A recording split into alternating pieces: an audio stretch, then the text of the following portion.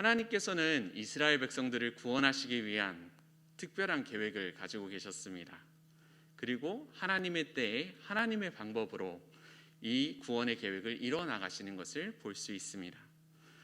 바로 왕의 명령으로 나일 강가에 던져졌던 수많은 이스라엘 남자아이들 중에 모세가 있었습니다.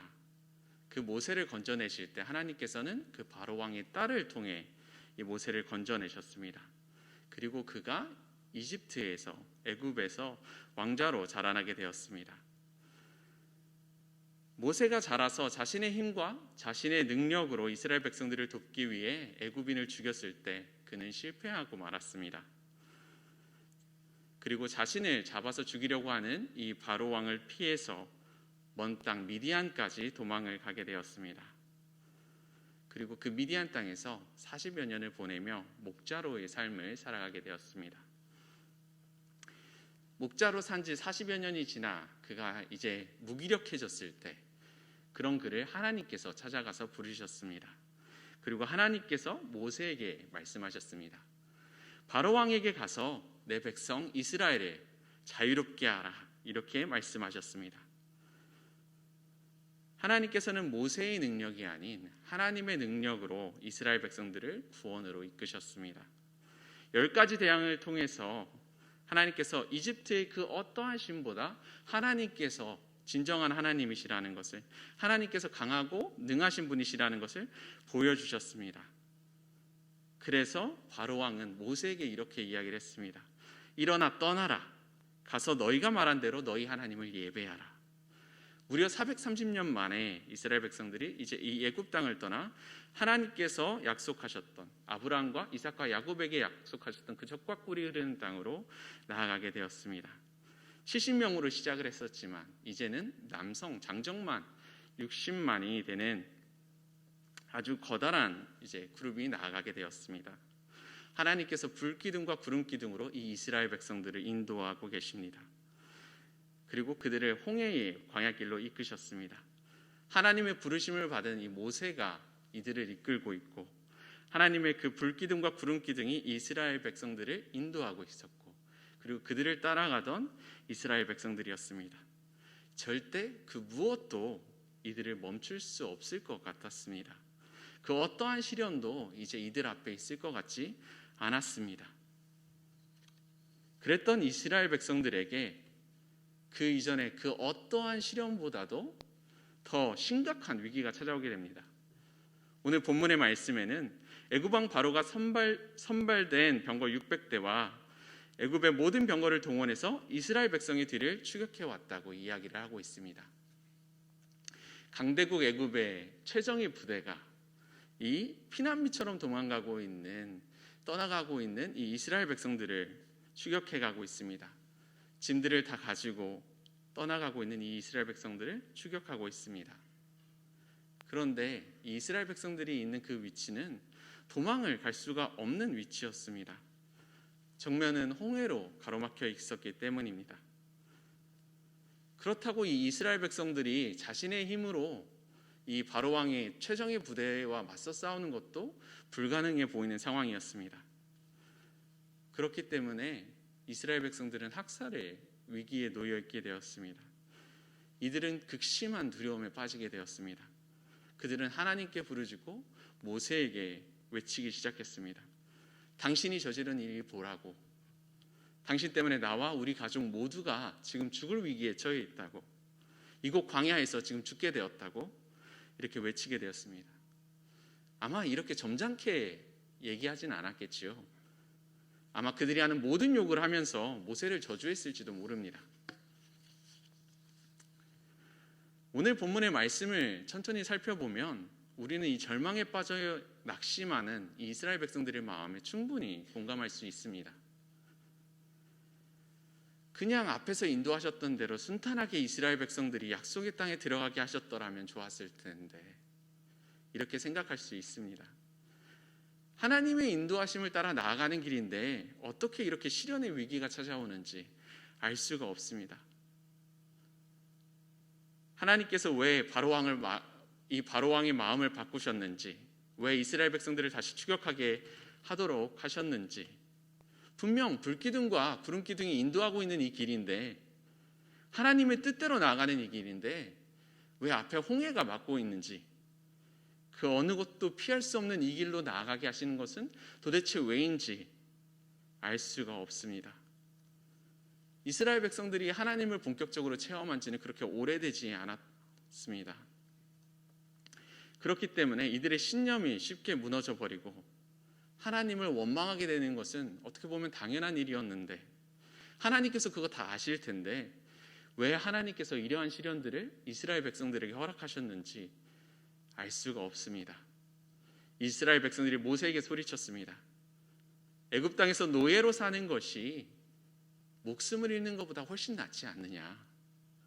이것보다, 지금 죽게 되는 이 위기보다 차라리 우리가 그냥 노예로 살아 있는 것이 훨씬 나았을 텐데 당신 때문에 우리가 다 죽게 되었다고 원망하고 있습니다. 우리가 애굽인을 섬기겠다고 말하지 않았었나? 왜 가만히 있던 우리들을 이끌어내가지고 이 땅에서 모조리 죽게 만드느냐? 분명히 하나님의 인도하심과 역사하심을 다 목격했지만 이스라엘 백성들에게는 그들이 가지고 있었던 그 기쁨과 감사가 다 사라지고 원망과 불평만 남아있게 되었습니다. 이스라엘 백성들의 모습에 우리를 대입시켜서 한번 살펴볼까요? 만약에 여러분이, 그리고 우리가 홍해 앞에 있는 이 이스라엘 백성들이었다면 여러분들은 과연 어떠셨을까요? 온 가족이 함께 애굽 땅을 나와서 이렇게 나아가고 있었는데, 적과 꿀이 약속된 그 땅으로 나아가고 있었는데 앞에는 홍해가 가로막고 있습니다. 그런데 뒤에서 애굽 왕이 추격하고 있습니다. 가장 강력한 군대들을 이끌고 자신들을 죽이기 위해서 추격하고 있습니다. 이 상황에서 여러분들은 과연 어떤 모습을 취하실 수 있을까요? 나와 내 가족이, 나뿐만 아니라 내 가족 모두가 죽게 되어지는 이 위기의 순간 가운데 여러분들은 과연 어떻게 행동하실 수 있으셨을까요? 아마 그렇게 크게 다르게 행동할 수 없지 않았을까? 그리고 그것이 어쩌면 당연한 것이 아닐까 이렇게 생각이 되었습니다. 근데 잠깐 멈추어서 질문을 좀 했으면 좋겠습니다. 하나님께서 바로가 마음을 바꿔서 이스라엘 백성을 추격할 것이라는 것을 모르셨을까요? 하나님께서는 바로가 마음을 바꿔서 이스라엘 백성들을 추격할 것을 알고 계셨습니다. 그렇지만 하나님께서는 이스라엘 백성들을 홍해의 앞으로 인도하셨습니다. 하나님께서 이스라엘 백성들이 원망할 것을 알지 못했을까요? 하나님은 이스라엘 백성들이 하나님을 원망할 것을 이미 알고 계셨을 것입니다. 하지만 그럼에도 불구하고 하나님께서는 이 일들을 행하셨습니다. 홍해로 이들을 이끄셨고 바로왕이 이들을 추격하는 것을 바라보셨습니다. 이 모든 과정 등을 통해서 하나님께서 보여주시는 것이 있습니다. 하나님께서는 이스라엘 백성들 자신들의 모습이 이 어려움의 상황을 마주했을 때 나타나게, 드러나게 하셨습니다. 모세로 인해서 이스라엘 백성들이 노역이 더욱더 강해졌을 때, 노역이 늘어났을 때 이스라엘 백성들이 쉽게 모세를 비판했습니다. 그리고 그 모습이 위기의 순간에 닥쳐있는 지금 똑같이 나타나고 있습니다.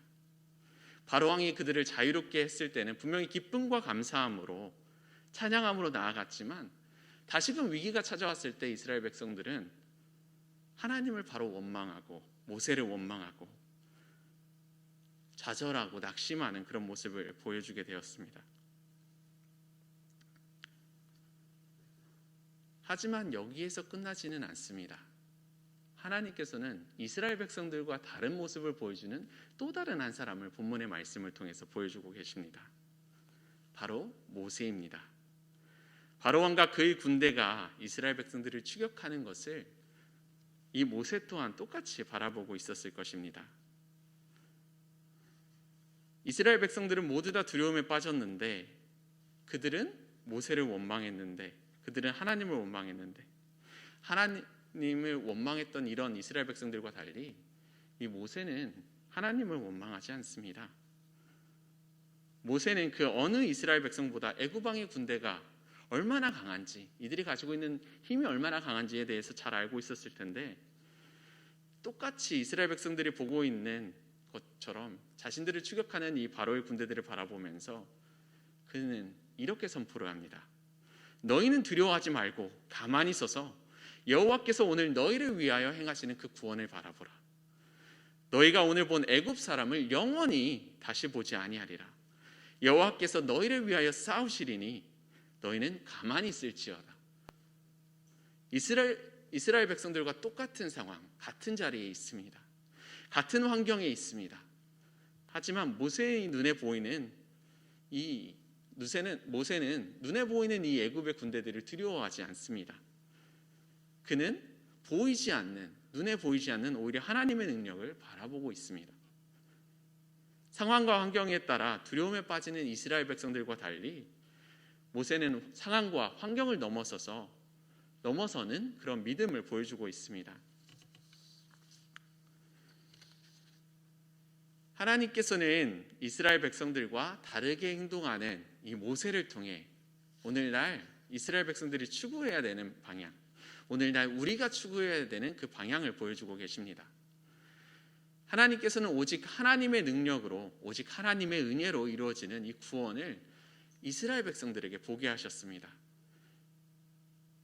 그리고 모세를 통해서 환난과 역경 가운데 우리가 어떠한 모습을 가져야 하는지 보여주고 계십니다.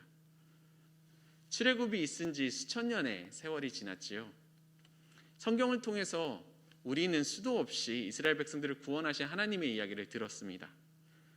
하지만 아직도 우리의 삶을 돌아보았을 때는 홍해 앞에 길이 막힌 채 우리를 추격하는 애굽의 군대를 두려워하는 그런 우리의 모습이 나타납니다.